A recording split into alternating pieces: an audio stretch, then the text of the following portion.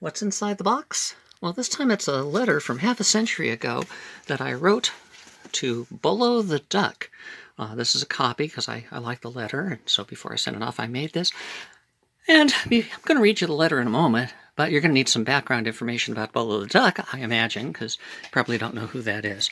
Well, you shouldn't, because Bollo the Duck is a pseudonym that was used by a friend of mine that at a place I used to work called Drewry Photocolor. In the age before digital photographs, we processed film that people shot in their cameras and then turned into negatives and then printed on photo stock. I was in quality control, making sure the colors all looked good. And it was a 9 to 5 job, 9 at night till 5 in the morning. But what else can you expect when you're around 20 years old?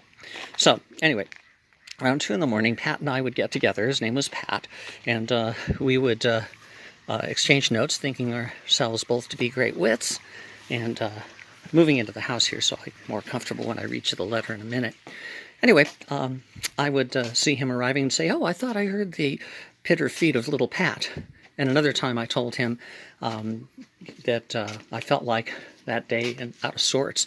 Felt like walking up one wall across the ceiling and down the other side. And he looked up at the ceiling thoughtfully and said, "Don't trip over the pipe." Of course, he had his own notions, too. I had once told him something that was both obvious and a little bit gross, and he said, "I should have expectorated that." And another time, he just looked at me and said, "Dreams, I've had dreams. Sometimes I wake up laughing." Well, anyway, that was Pat. And so this letter is pretty self-explanatory, and since I can't hold and read at the same time, you get to basically look at the ceiling here while I read this to you. All right.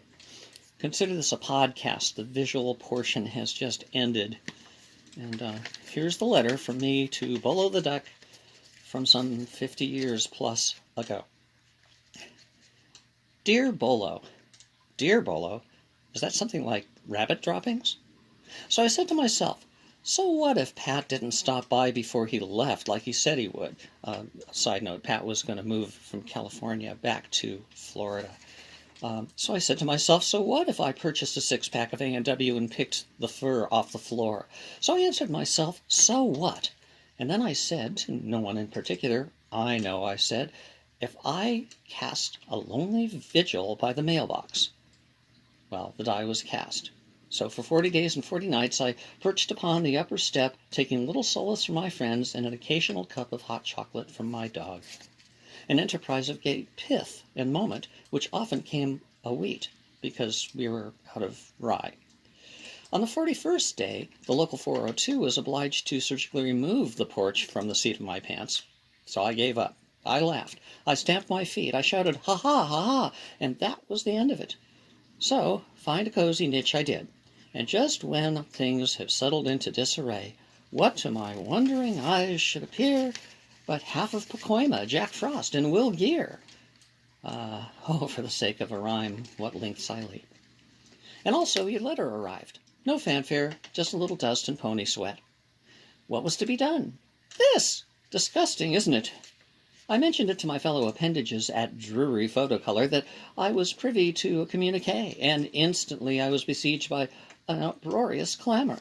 I was compelled, under penalty of life, a death worse than fate, to divulge your whereabouts. And if you've ever had your whereabouts divulged, you know how painful that can be. In any event, you should soon receive a plethora of onslaught, far exceeding your actual worth. And now, the children's corner. Nori, Dave, and Josie are still alive. Bill Leonard, we're still deciding. Walter quit one day when a cardboard box collapsed, dumping half its contents of film cans on the floor. He stood motionless for a few seconds, then dumped the rest on the floor and walked out. Joe Caracappa quit with 1 day notice on the promise of a better job. Mike went out on sick leave and never came back. Ed Driscoll got fired, and Bill is now night manager. I myself am quitting in January to go back to school. I'm glad to hear your friend Bill is doing okay, and also that you have a certain status, having ventured into California and returned alive. Although I, too, enjoy the outdoors, I don't think I could stand keeping myself company in a truck for several hours a day. He had said he'd gotten a job as a truck driver. See, he was a master of history, and he came out to California from Florida looking for work. Couldn't find any because there aren't a lot of jobs for masters of history, so he went back to Florida to be a truck driver. Anyway, I tried driving a truck that once from here to San Francisco and bored myself stiff. I have once more fallen into the life of the lonely celibate, although I did enjoy a brief flurry of discrepancy before my inevitable redundancy, whatever that means. And anyhow, as I have said, and will certainly say no more, gee, lordy, lordy, how the sun do shine. And on that note, he decided to write the rest of this letter sideways. And let me see if I can do that. Here's the letter, and I started writing it that way. I don't know, you can see that. Well, anyway, so I'll see you when I see you, and Mama's apple pie sure used to be good, and you better be good, 'cause one of us ought to. Ought to. 002. I spy that. Your friend, the impeccable Fuldren Schmurd, and me to those who know or love me. Well, that's my letter to Bollo the Duck. And now aren't you feeling much better for having heard it? I knew you would. I believe this will be upside down now. That is my intent. I don't know why.